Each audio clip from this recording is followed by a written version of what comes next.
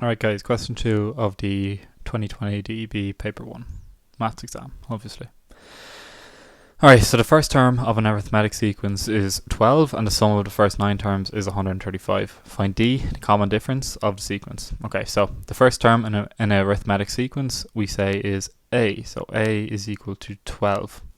And we're told that the sum of the first 9 terms, so the sum of the first 9 terms is equal to 135. Okay, but we're given the formula in the tables for the sum to n terms of of an arithmetic sequence. Okay, so and that's given by S of n is equal to n over 2 times 2a plus n minus 1 times d. Okay, so in our case n is equal to 9 and a is equal to 12. So we can sub all that in. So we can say S of 9 is equal to 9 over 2 times 2 times 12 plus 9 minus 1 is just 8 times d. Okay. And we know that the sum to the first 9 terms is 135.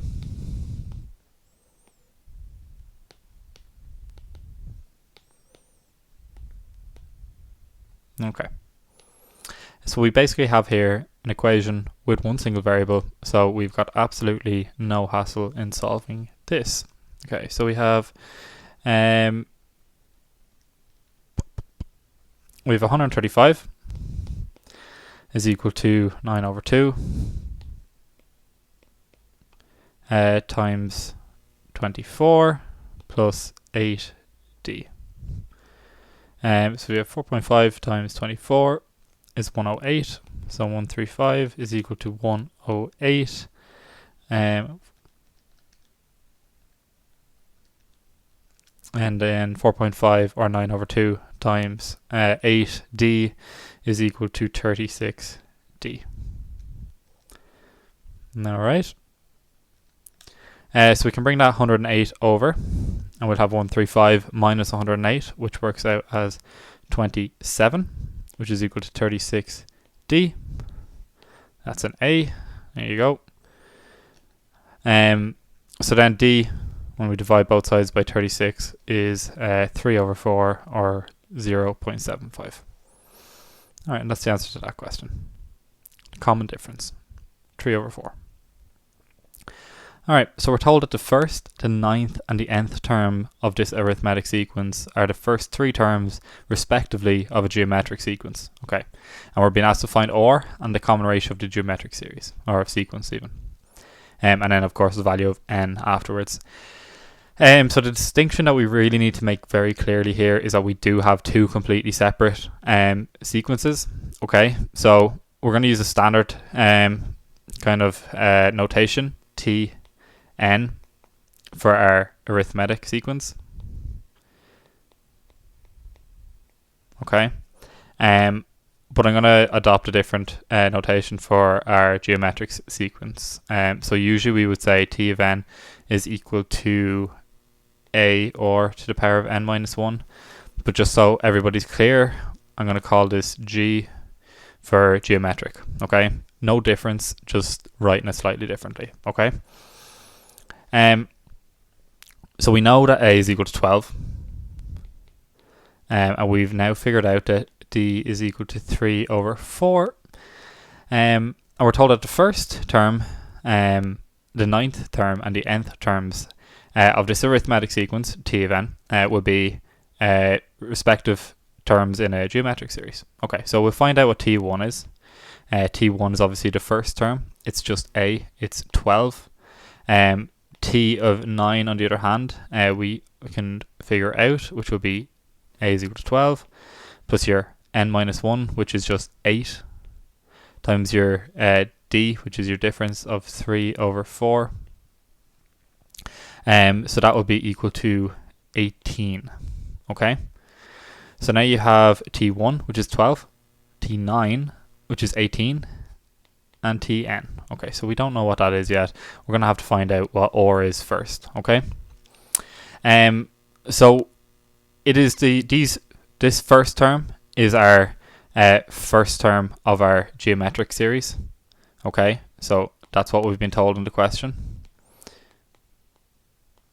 All right, and our ninth term of the arithmetic sequence is actually our second term of a geometric series. Okay, and our nth term of our arithmetic sequence is our third term of our geometric sequence. Okay, and that's why it's important to make this distinction between arithmetic and oh, this is not going very well. There you go.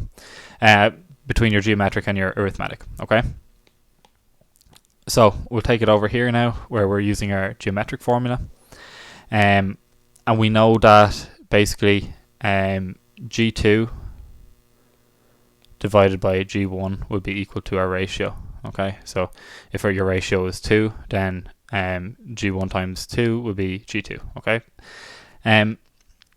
so we can take our 18, divide that by your 12, and that gives you your ratio, which is R is equal to 1.5. Okay, nice and handy. So that's R found. Let's find T of n now. So T of n will be equal to G of 3. And G of 3, we can use our formula for an arithmetic sequence.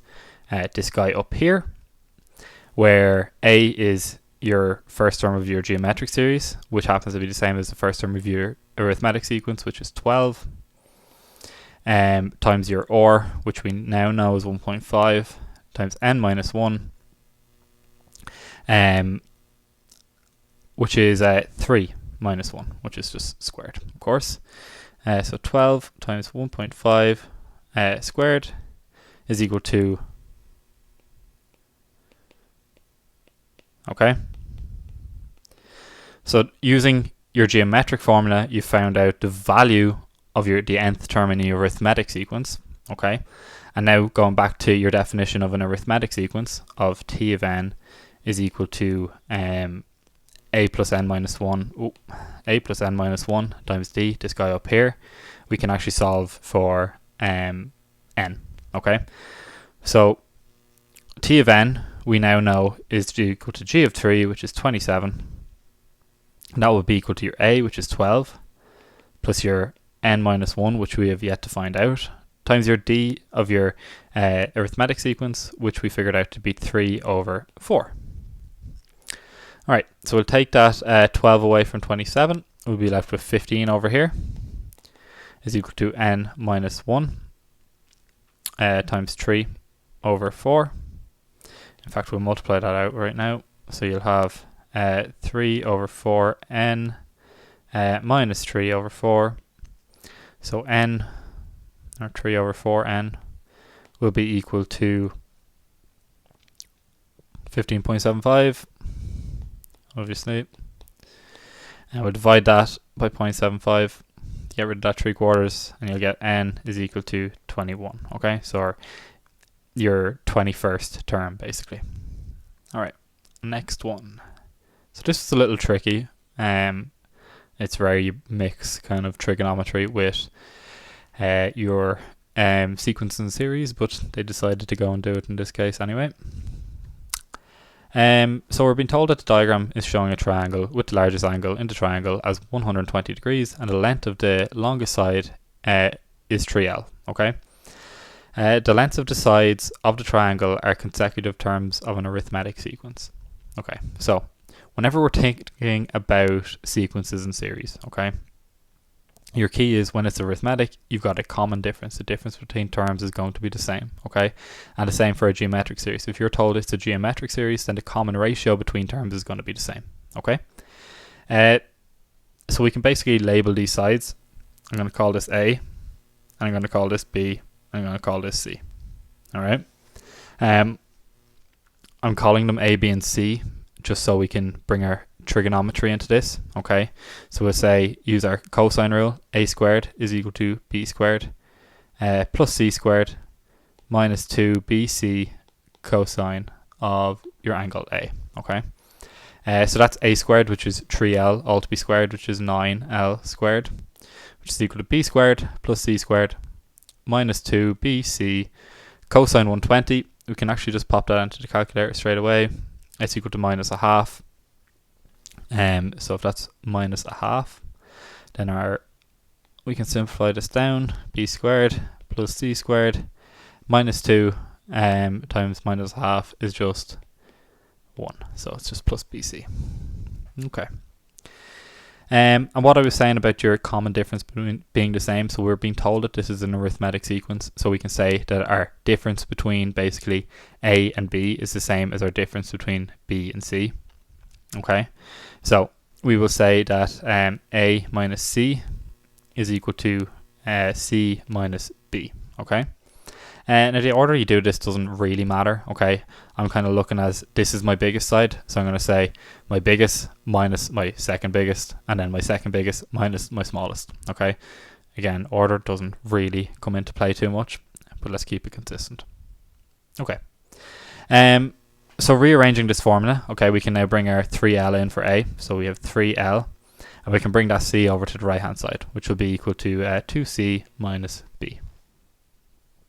Alright, and in fact what we're going to do is we're going to bring that B over to the left hand side and bring those L's over to the right hand side.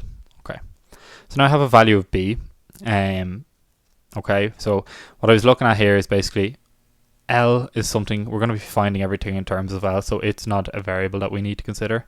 We basically have a formula here with two variables, C and B. Okay, as do we have a formula over here with an L, but again we can have that in our answer, so we're not going to consider it as a variable that we're worrying about. But C and B are here. Okay, so we've got two equations, two variables, that's simultaneous equations. Okay, we can solve that no problem. Yeah. Now it's a non-linear set of simultaneous equations. You've got one linear, you've got one non-linear. Okay, so what we have to do is basically find, or I need to stop doing that. We need to isolate one variable in our linear equation and sub that in. Okay, so now that we have B isolated, we can take that up here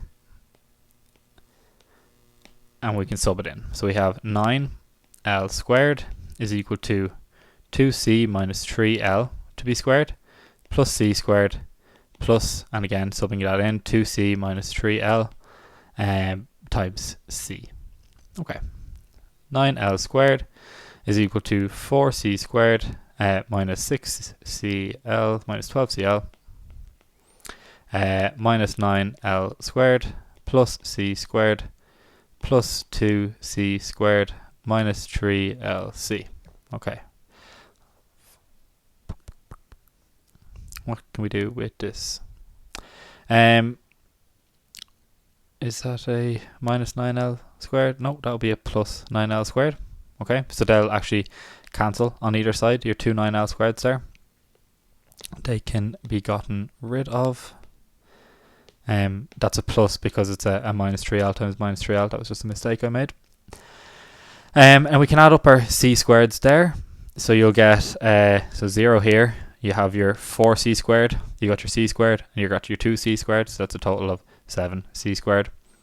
And then you've got minus 12CL minus 3CL, so that's minus 15CL.